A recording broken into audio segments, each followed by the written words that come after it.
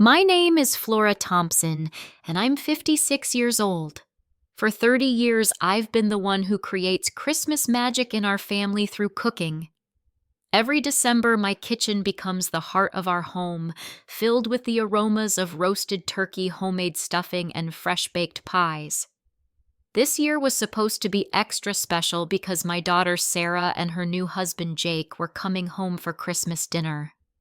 I had been planning this meal for weeks, dreaming of having my little girl back at our family table. But sometimes the most devastating betrayals come wrapped in the most innocent phone calls. Before I share what happened that Christmas morning, let me know where you're watching from and please hit that like button. You'll want to stay until the end because this story taught me the most valuable lesson about family I never saw coming. The planning for this Christmas dinner began in mid-November. I had pulled out my grandmother's old recipe box, the wooden one with the faded flowers painted on the lid, and spread all my favorites across the kitchen counter. Sarah had been married to Jake for only 8 months, and this would be their first Christmas as a married couple in my home. I remember calling Sarah 3 weeks before Christmas, my voice bubbling with excitement as I described my menu plans. Turkey with sage and rosemary, stuffing sweet potato casserole with the marshmallow topping she used to beg me to make extra of when she was little, green bean casserole from scratch cranberry sauce with fresh orange zest, and her absolute favorite, my chocolate bourbon pecan pie. Sarah's voice had sounded tired that day, but she brightened when I mentioned the pie. "Oh, Mom, I've been craving that pie for months. Jake has no idea what he's in for." We talked for over an hour about the menu, and I took careful notes when she mentioned that Jake loved mashed potatoes and had never tried homemade stuffing before. That phone call filled me with such purpose. I spent the next day driving to 3 different grocery stores, hunting down the perfect ingredients. Free-range turkey from the organic farm outside town, butter from the local creamery, fresh herbs from the specialty market downtown. I even bought new cloth napkins in deep burgundy and gold, thinking they would photograph beautifully for the family pictures we'd take after dinner. My sister Linda called that same week and mentioned she was thinking of visiting for Christmas, but I gently suggested she come the week after instead. "This year is all about Sarah and Jake," I told her. "I want to focus completely on making their first married Christmas in my home absolutely perfect." I spent hours researching new side dish recipes online, printed out articles about proper turkey brining techniques, and even watched YouTube videos about creating the perfect gravy. My notebook filled with timing schedules, temperature charts, and detailed shopping lists organized by store. The anticipation kept me awake at night in the best possible way. I would lie in bed mentally walking through Christmas morning, imagining Sarah's face when she smelled the familiar scents of our family Christmas, imagining her introducing Jake to all our traditions. I had already wrapped his gift, a hand-knitted scarf in his favorite blue, and placed it under the tree next to Sarah's matching one. December 22nd arrived gray and cold, but my kitchen was warm and alive with purpose. I had cleared my entire schedule for 3 days, telling friends I was going into what I jokingly called Christmas cooking hibernation. My dining room table had been transformed into a staging area covered with mixing bowls, measuring cups, and ingredients sorted by recipe. The first day was dedicated to foundations. I started with the cranberry sauce, simmering fresh cranberries with orange juice and honey until they burst into jewel-toned perfection. The smell filled the kitchen with tart sweetness that made me think of every Christmas morning of Sarah's childhood. Next came the stuffing preparation, toasting chunks of artisanal bread until they were golden, then mixing them with sautéed celery, onions, and fresh sage from my herb garden. My hands were sticky with turkey brine by noon, massaging kosher salt and herbs into every inch of the 18-pound bird. The bourbon pecan pie took 2 hours to make, properly rolling the crust by hand 3 times until it was perfectly smooth, toasting the pecans until they released their buttery fragrance, and carefully tempering the eggs so the filling would set like silk. By evening, my feet ached and my lower back protested, but the satisfaction was profound. My refrigerator was packed with covered dishes, each one labeled with reheating instructions I had typed up on my computer. I fell asleep that night with flour still under my fingernails and the lingering scent of cinnamon in my hair. December 23rd was all about vegetables and sides. I peeled 20 pounds of potatoes, my hands raw from the cold water rinses, then whipped them with warm cream and butter until they were cloud-like. The sweet potato casserole required roasting fresh sweet potatoes for 2 hours, then mashing them by hand with brown sugar, vanilla, and just a touch of bourbon. Sarah called around lunchtime while I was blanching green beans in batches. "Mom, the house smells incredible from here." She laughed. "I can practically smell Christmas through the phone." Her voice sounded more relaxed than it had in weeks, and we chatted about her new job, Jake's work schedule, and how much she was looking forward to being home. "I told Jake about your chocolate bourbon pecan pie," she said. "He's been talking about it for days." That comment sent me back to the kitchen with renewed energy, and I decided to make a second pie just in case. The third day, Christmas Eve, began at 4 in the morning. The turkey went into the oven while the rest of the world slept, the kitchen lit only by the oven light and the Christmas tree glowing in the next room. I had calculated the timing perfectly. 18 pounds would need exactly 6 hours at 325 degrees to be ready by 2 o'clock Christmas afternoon. As the morning progressed, the house filled with the deep, rich aroma of roasting turkey. I basted it every hour, watching the skin turn golden brown, checking the temperature with my grandmother's old meat thermometer. The gravy was made from scratch, using the drippings whisked slowly over low heat until it reached the perfect consistency. By noon on Christmas Eve, every surface of my kitchen was covered with completed dishes. Green bean casserole bubbled in its baking dish rolls, rose under clean kitchen towels, and both pecan pies sat cooling on wire racks. I had even made fresh whipped cream sweetened with vanilla and a hint of maple syrup. My body was exhausted, but my heart was full. This was what Christmas meant to me: the careful preparation, the attention to every detail, the love poured into every dish. Tomorrow, Sarah and Jake would walk into a home that smelled like childhood memories and new traditions combined.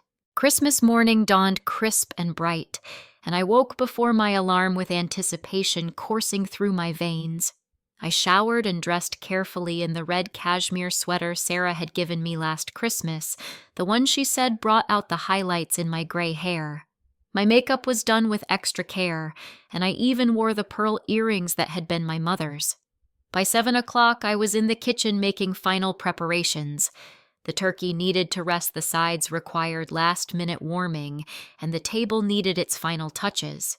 I had polished my grandmother's silver serving pieces until they gleamed, arranged fresh pine branches as a centerpiece, and set out the good china that only came out for special occasions. The dining room looked like something from a magazine. Burgundy napkins were folded into perfect triangles. Beside each gold-rimmed plate, crystal glasses caught the morning sunlight, and the centerpiece candles were ready to light when Sarah and Jake arrived. I had even printed out small menu cards describing each dish, thinking it would be a nice touch for Jake's first Christmas dinner with our family. 8:30 came and went with no call from Sarah. I checked my phone repeatedly, making sure the volume was turned up, wondering if they had hit traffic on the drive from their apartment across town. 9 o'clock passed, then 9:30. A small knot of worry began forming in my stomach, but I pushed it away. Christmas morning was always hectic, and they were probably running late getting ready. At 10 o'clock, I tried calling Sarah's cell phone. It rang 4 times before going to voicemail. "Hi, sweetheart. Just checking on your timing for dinner. Everything's ready whenever you are. Love you." I kept my voice light and cheerful, not wanting her to hear any anxiety. 10:15 brought another unanswered call. 10:30, another voicemail. The knot in my stomach was growing tighter, and I found myself pacing between the kitchen and the living room, checking the driveway every few minutes for their car. Finally, at 10:45, my phone rang. Sarah's name appeared on the screen, and relief flooded through me as I answered on the first ring. "Sarah, I was starting to worry. Are you running late?" My voice was bright with relief and anticipation. There was a pause on the other end just long enough to make my heart skip. "Mom," Sarah said, and something in her tone made my stomach drop. "Mom, I have something to tell you, and I don't know how to say this." The words that followed felt like they were coming from underwater. Jake's parents had called early that morning, she explained.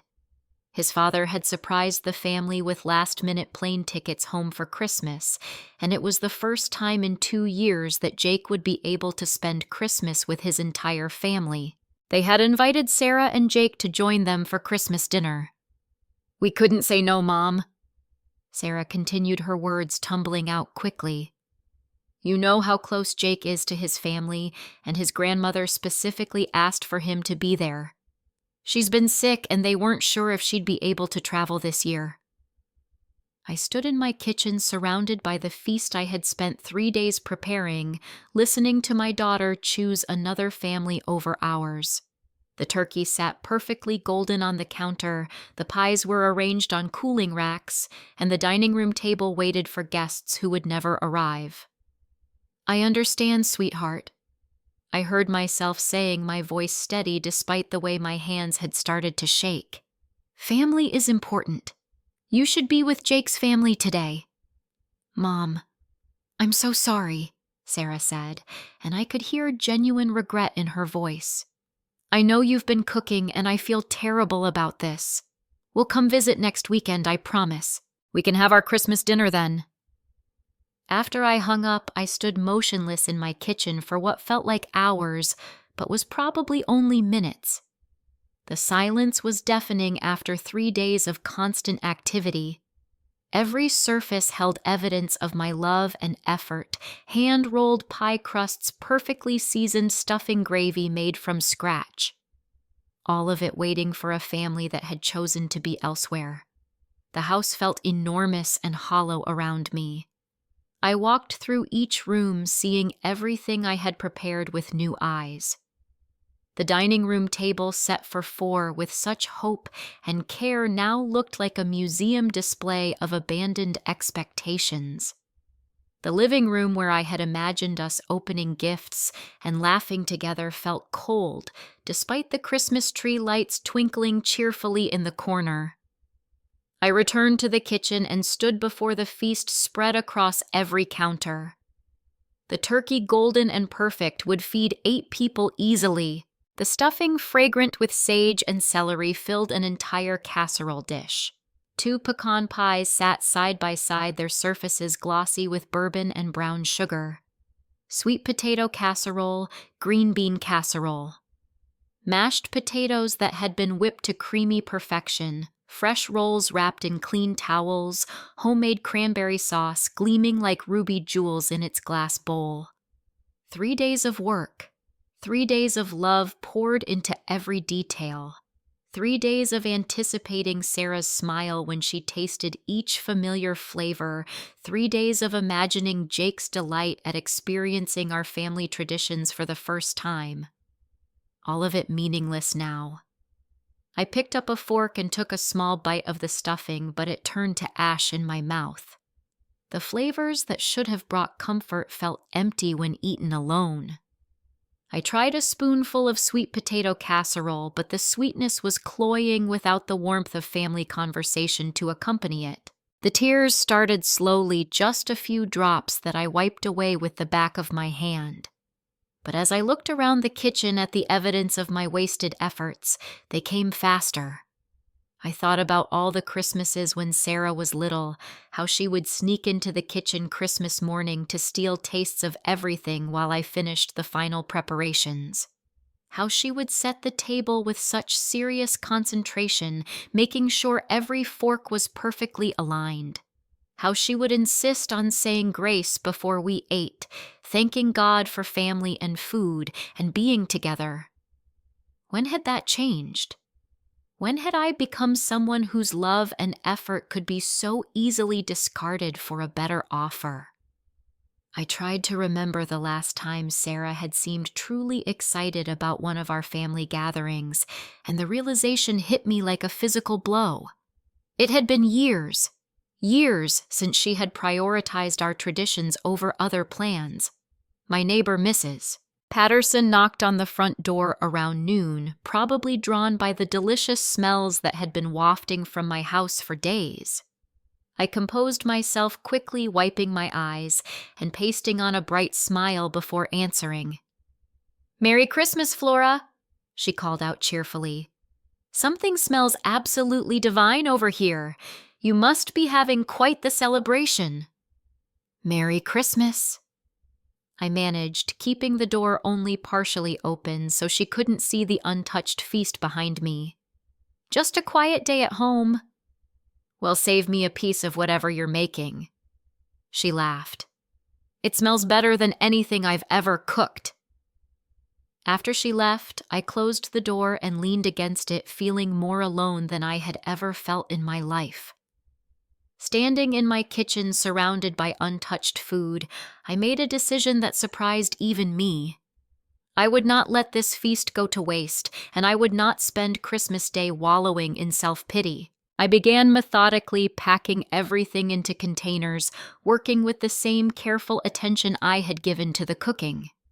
The turkey was carved into neat portions, white meat and dark meat separated into different containers. The stuffing went into family-sized portions, perfect for reheating. I sliced both pecan pies carefully, wrapping each piece individually. The side dishes were divided into serving-sized containers, each one labeled with contents and heating instructions written in my careful handwriting. As I worked, I remembered reading about the downtown homeless shelter and their need for holiday meals. I called their number, my voice surprisingly steady as I explained what I had available. The woman who answered, Maria, sounded stunned when I described the quantity and quality of food I wanted to donate. "Ma'am, are you sure?" she asked. "This sounds like an incredible Christmas dinner. Don't you want to save some for yourself?" "I'm sure," I told her. "It's meant to be shared, and I'd rather it bring joy to people who will appreciate it than sit in my refrigerator getting stale." Loading my car took 3 trips. Box after box of carefully prepared food filled my back seat and trunk. The drive to the shelter was only 15 minutes, but it felt like a journey to a different world. When I arrived, Maria met me at the door, along with 2 volunteers who helped carry everything inside. The grateful faces of the families at the shelter did something to my heart that I hadn't expected. A little girl, maybe 7 years old, looked at the pecan pie with wide eyes and asked her mother if it was really for them. An elderly man thanked me 3 times for the turkey, saying it had been 2 years since he'd had a proper Christmas dinner. "This is the most beautiful meal we've received all year," Maria told me as we finished unloading. "You've just made Christmas for about 50 people. I hope you know what a gift you've given." Driving home, I felt something I hadn't expected: peace. The food had found its purpose after all. It had brought joy and nourishment to people who truly needed both. Perhaps this was what it was meant to do all along. Back home, I cleaned my kitchen with the same methodical care I had used for cooking. Every dish was washed and put away, every surface wiped clean, every pot and pan restored to its proper place. The dining room table was cleared and reset for one. Should I choose to eat something simple later? Then I went upstairs and packed a small suitcase. My sister Linda had been asking me to visit for months, always saying how much she missed having me around during the holidays. Portland was a 4-hour drive, and I could be there by evening if I left soon. I left a brief text message for Sarah. "Gone to visit Aunt Linda for a few days. Hope you had a lovely Christmas." I didn't elaborate or explain. I didn't mention the food or the preparations or my disappointment. I simply stated the facts and left. The drive to Portland was peaceful and quiet, my car filled with soft Christmas music from the radio. For the first time in months, I wasn't cooking or cleaning or planning or preparing for someone else. I was simply moving forward, choosing my own path, deciding how to spend my own Christmas. Sarah didn't see my message until that evening, and when she did, a sick feeling settled in her stomach.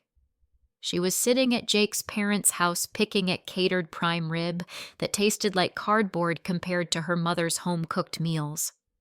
The dinner at Jake's family home had not been the warm, welcoming experience she had imagined.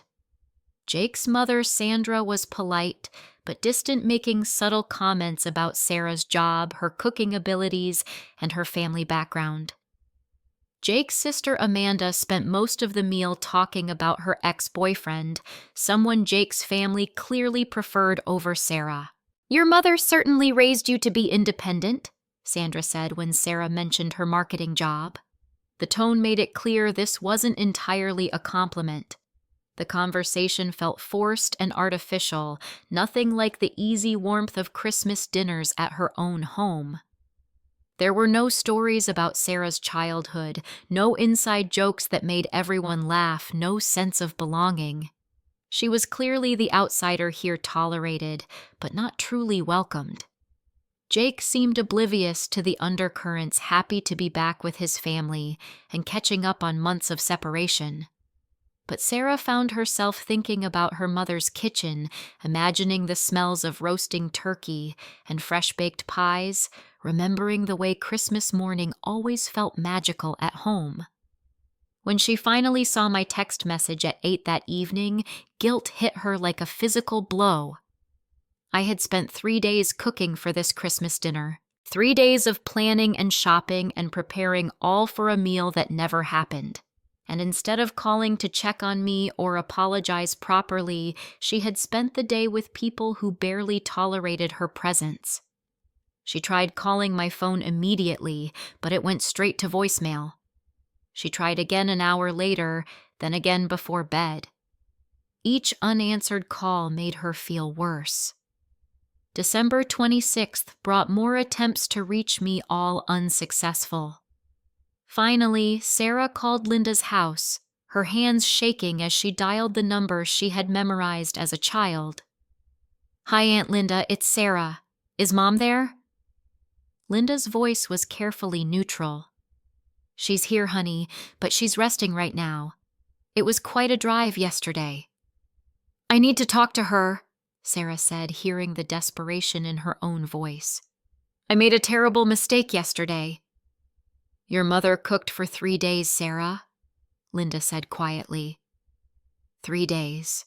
She bought special ingredients. She made everything from scratch. She set the table with grandmother's china, and you chose his family over hers on Christmas morning. The weight of Linda's words settled on Sarah's chest like a stone. "I know," she whispered. "I know I messed up. But Jake's family said his grandmother was sick, and it was the first time in years they'd all be together, and I didn't know how to say no." "Did you ask your mother what she thought?" Linda asked. "Did you call her before you made that decision?" Sarah realized with growing horror that she hadn't. She had simply assumed her mother would understand, would be flexible, would be there whenever Sarah decided to show up. She had taken for granted that her mother's love was unconditional and infinitely patient. On December 27th, Sarah had her first real fight with Jake. It started when she tried to explain why she was so upset about missing Christmas dinner with me. "It was just a dinner, Sarah," Jake said, clearly frustrated with her mood. "Your mom will cook again. She always does. It wasn't just a dinner, Sarah snapped back. It was 3 days of work. It was weeks of planning. It was her showing love the only way she knows how, and I threw it back in her face. Jake rolled his eyes. You're being dramatic. My family needed us there, and your mom will get over it. She's an adult. That response revealed something about Jake that Sarah had never seen before, his complete inability to understand the depth of connection between Sarah and her mother, his casual dismissal of traditions that weren't his own, his assumption that his family's needs should automatically take precedence. My mother has been the center of my world since I was born, Sarah said, her voice rising. She taught me how to cook, how to love people through food, how to make a house feel like home. And yesterday I chose people who barely tolerate me over the woman who would do anything for me. The fight lasted hours, and by the end of it, Sarah realized that Jake might never understand the family dynamics that had shaped her entire life. He had grown up in a family where love was assumed, but rarely demonstrated, where gatherings were obligations rather than celebrations. He couldn't comprehend a mother who expressed love through hand-rolled pie crusts and perfectly seasoned stuffing. I spent a week with Linda in her cozy Portland apartment, sleeping in late, taking long walks through the neighborhoods we had explored as children when we visited our aunt during summer vacations. Linda didn't push me to talk about Christmas, but she was there when I was ready, listening without judgment as I worked through my feelings. You know, Linda said one evening as we sat drinking tea by her fireplace, I always admired how you loved Sarah. The way you put her first in everything, the way you made every holiday special for her. But I sometimes wondered if you made it too easy for her to take that love for granted. Her words stung because they contained truth I wasn't ready to face. I just wanted her to feel loved, I said. I wanted her to have all the things we didn't have growing up. And you gave her that, Linda assured me. But maybe you gave her too much without teaching her how to give back. Love isn't supposed to be a one-way street, Flora, even between mothers and daughters. Those conversations with Linda helped me understand that Christmas Day hadn't just been about a missed dinner. It had been about respect, about consideration, about the basic courtesy of valuing someone else's effort and time. Sarah hadn't just chosen Jake's family. She had chosen to disregard my feelings entirely. But Linda also helped me see that I had played a role in creating this dynamic. For years, I had been so focused on being the perfect mother, the always understanding mother, that I had never taught Sarah that my feelings mattered too. I had trained her to expect unconditional flexibility from me, unconditional understanding, unconditional forgiveness. It's not too late to change that pattern, Linda said. But it means you have to be willing to have some difficult conversations. When I returned home on January 2nd, Sarah's car was in my driveway. She was sitting on my front porch with a bouquet of white roses, my favorite flower, and an envelope that I could see had my name written in her careful handwriting. She stood up when I got out of my car, and I could see that she had been crying. "Mom," she said, her voice breaking on the single word. "Hello, sweetheart." I replied, my tone neutral but not unkind. "I wrote you a letter," she said, holding out the envelope with trembling hands. "But I want to say this out loud too. I'm sorry. I'm so sorry for what I did on Christmas. I didn't think about your feelings at all, and that was selfish and cruel." I took the envelope but didn't open it immediately. "Come inside," I said. "We need to talk." We sat at my kitchen table, the same table where we had shared hundreds of meals over the years, where I had helped her with homework and listened to her teenage heartbreaks and celebrated her achievements. But this conversation felt different from all the others. "Tell me what you're thinking," I said gently. Sarah took a shaky breath. I'm thinking that I've been taking you for granted for years. I'm thinking that I assumed your love meant you would always put my needs first, even when it hurt you. I'm thinking that I chose people who don't really care about me over the person who has loved me most my whole life. The honesty in her words touched something deep in my heart, but I knew this conversation needed to go deeper than apologies. Say, Sarah, I said carefully, I need you to understand that Christmas wasn't about the food or even about the dinner itself. It was about feeling like my feelings and my effort didn't matter to you. It was about realizing that I had spent 3 days creating something beautiful for our family, and you discarded it without a second thought. I know, she whispered. I know, and I hate myself for it. I don't want you to hate yourself, I said, reaching across the table to take her hand. But I need you to understand that love isn't just about feeling sorry when you hurt someone. It's about making different choices next time. We talked for 3 hours that afternoon. Sarah told me about the awkward dinner at Jake's family home, about feeling like an outsider in their family dynamics, about the fight she and Jake had afterward. I told her about my decision to donate the food, about my week with Linda, about the realizations I had come to about our relationship. I want to do better, Mom, Sarah said as our conversation wound down. I want to learn how to love you the way you've always loved me, but I might need you to teach me how. That request broke my heart and healed it at the same time. My daughter was asking me to help her become a better daughter, admitting that she didn't instinctively know how to prioritize my feelings the way I had always prioritized hers. The first step, I told her, is communication. When you're making plans that affect both of us, we talk about it first. You don't assume I'll understand or be flexible. You ask me what I think and consider my feelings in your decision. Like calling you before I agreed to go to Jake's family dinner, she said. Exactly like that. I agreed. Over the following months, our relationship slowly transformed. Sarah started calling me before making holiday plans, asking about my availability and feelings instead of simply informing me of her decisions. She began helping with cooking for family gatherings, learning the recipes that had been passed down through generations of women in our family. Most importantly, she had several serious conversations with Jake about the importance of family traditions and the need to balance obligations to both sets of parents. Jake, to his credit, made an effort to understand and appreciate the depth of connection in our family. I learned something valuable too. I learned that Christmas isn't about perfect meals or perfect families. It's about honest communication and mutual respect.